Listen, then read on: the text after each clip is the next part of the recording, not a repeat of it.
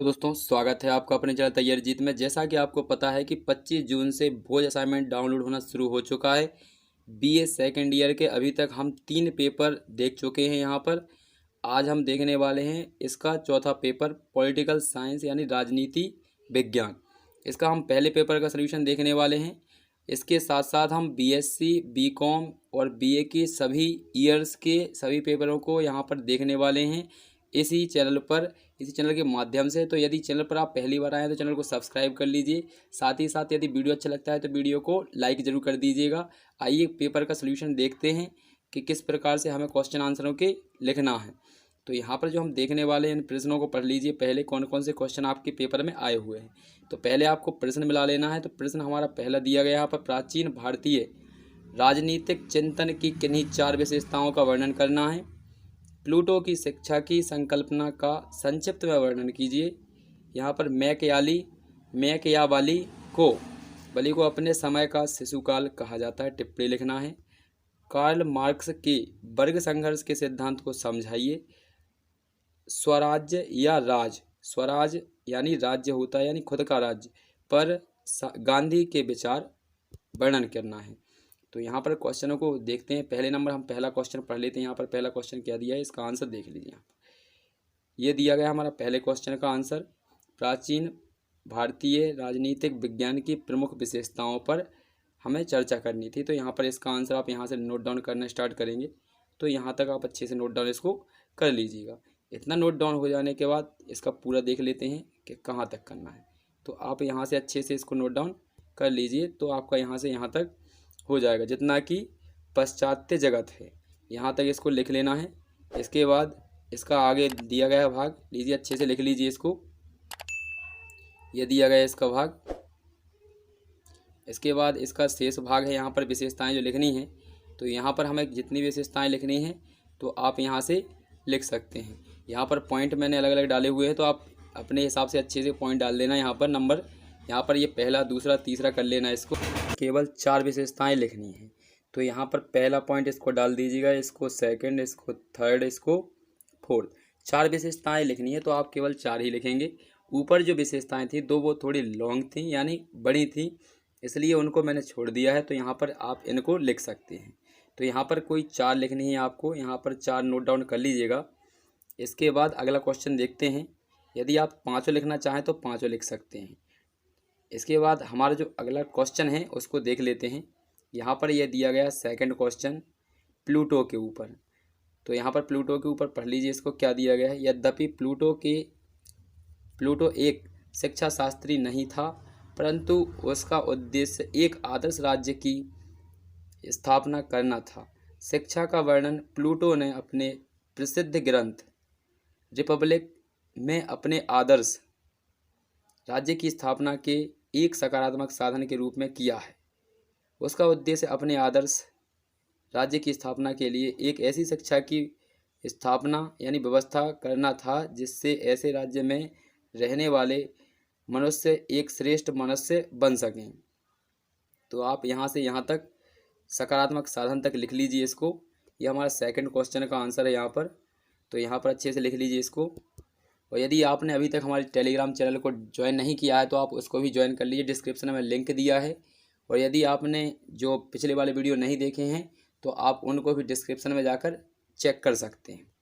तो यहाँ पर दिया गया है इससे। अब हमारा सिद्धांत, इसका जो सिद्धांत क्या था, तो सिद्धांत लिखना स्टार्ट करेंगे आप यहाँ से। तो यहाँ से अच्छे से नोट डाउन करेंगे इस सिद्धांत को लिखना। तो सिद्धांत को कहाँ तक लिखना है आपको, यहाँ तक लिख लेना है, नीचे तक। यानी यह सामाजिक न्याय का साधन भी है, तो यहाँ तक लिखना है हमें। तो यहाँ पर प्लूटो की सिर्फ यहाँ पर सिद्धांत था इसकी, शिक्षा का सिद्धांत क्या था। तो प्लूटो के अनुसार शिक्षा सामाजिक बुराइयों को नष्ट करने का प्रयत्न है तथा त्रुटिपूर्ण जीवन को सहारने की एक योजना है। इसके द्वारा जीवन के समस्त दृष्टि के से ही यहाँ पर लिख लेना है इसको, अच्छे से लिख लीजिएगा। मैं यहाँ पर आपको अच्छे से दिखा देता हूँ। तो यहाँ से लेकर यहाँ तक अच्छे से नोट डाउन कर लीजिएगा।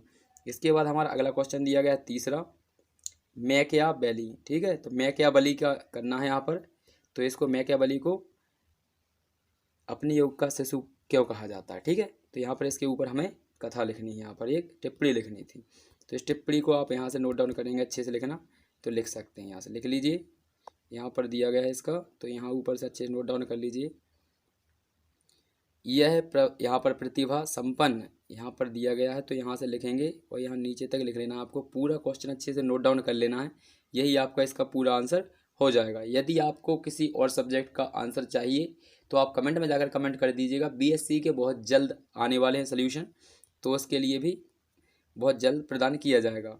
अभी थोड़े क्वेश्चन कुछ रह चुके हैं उसके, तो इसलिए उसके क्वेश्चन जब तक मिलते हैं तब तक आप थोड़ा इंतज़ार कर सकते हैं। तो यहाँ पर चौथा क्वेश्चन हमारा दिया गया है, यहाँ पर इसका देख लेते हैं। ठीक है, कार्ल मार्क्स के ऊपर दिया गया है, तो इसको भी पढ़ लीजिए।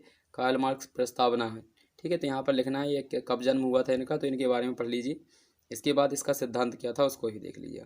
तो यहाँ से लिखना स्टार्ट करेंगे, यहाँ पर यहाँ तक लिखना है आपको, नीचे तक लिख लीजिएगा। इतना लिख जाने के बाद साम्राज्यवादी समाज आज तक मानता है, यहाँ तक हो जाने के बाद इसका आगे लिखेंगे जो वर्ग संघर्ष का सिद्धांत है इनका। तो क्या दिया है, काल यहाँ से दिया है मार्क्स का वर्ग संघर्ष का सिद्धांत वास्तव में ऐतिहासिक भौतिकवाद का ही एक भाग है। इतिहास की आर्थिक व्यवस्था व्याख्या करते हुए मार्क्स ने कहा कि मानव समाज समेत दो वर्गों में बटा रहता है। तो यहाँ से लिखना स्टार्ट करेंगे आप, पूरा यहाँ से नीचे तक लिख लेंगे। यहाँ से ऐसे अच्छे से नोट डाउन कर लीजिएगा, यहाँ तक नीचे तक। तो यहाँ तक नीचे तक कर लीजिएगा, विजय होगी। इतना लिख जाने के बाद अगला क्वेश्चन देखेंगे कि किस प्रकार से लिखना है। तो अच्छे से देखते चलिए, इनको लीजिए, नोट डाउन करते चलिए अच्छे से। और अच्छे से नोट डाउन हो जाने के बाद अगला क्वेश्चन देखते हैं इसका क्या है। तो ये रहा हमारा क्वेश्चन नंबर 5। तो 5वां क्वेश्चन नंबर को देख लेते हैं यहाँ पर क्या दिया गया है। तो क्वेश्चन नंबर 5 हमारा दिया गया है यहाँ पर। ठीक है, तो इसको भी नोट डाउन कर लीजिए। यानी स्वराज्य जो गांधी जी के ऊपर था, स्वराज्य के बारे में, उसका क्वेश्चन का आंसर यहाँ से लिखना स्टार्ट करेंगे और यहाँ तक लिख लेंगे। इसके बाद देख लीजिए अच्छे से किस प्रकार से लिखना है। तो यहाँ तक लिख लीजिए नीचे तक। इसमें लिखा हुआ है सिद्धांततः राज्य के अस्तित्व के विरुद्ध होने पर भी गांधी जी वर्तमान परिस्थितियों के में राज्य को समाप्त करने के पक्ष में नहीं थे। उनका विचार था कि वर्तमान समय में मनुष्य अपने मानव जीवन इतना पूर्ण नहीं है कि वह स्वयं संचालित हो सके। इसलिए अभी समाज में राज्य और राजनीतिक शक्ति की आवश्यकता है, लेकिन इसके साथ ही उनका विचार है कि राज्य का कार्यक्षेत्र न्यूनतम होना चाहिए। इसलिए गांधी जी ने राज्य संबंधी विचारों को यहाँ तक लिख जाने के बाद यहाँ लिखेंगे सिद्धांततः यहाँ पर दिया गया है। तो यहाँ से लिखना स्टार्ट करना है, यहाँ तक नीचे तक हो जाएगा। तो यहाँ पूरा लिख लीजिए इसको। तो यहाँ पर ये शर्तें दी गई हैं। ठीक है, यहाँ पर ये 3, तो इसको लिख लीजिएगा। यहाँ तक हो जाने के बाद आपका जो 1 से लेकर 5 तक के जो प्रश्न है उनका पूरा सोल्यूशन आप देख चुके हैं। अगले वीडियो में हम 6 से लेकर 10 तक के सभी प्रश्नों का उत्तर देखेंगे। मिलते हैं अगले वीडियो में, तब तक के लिए जय हिंद, जय भारत।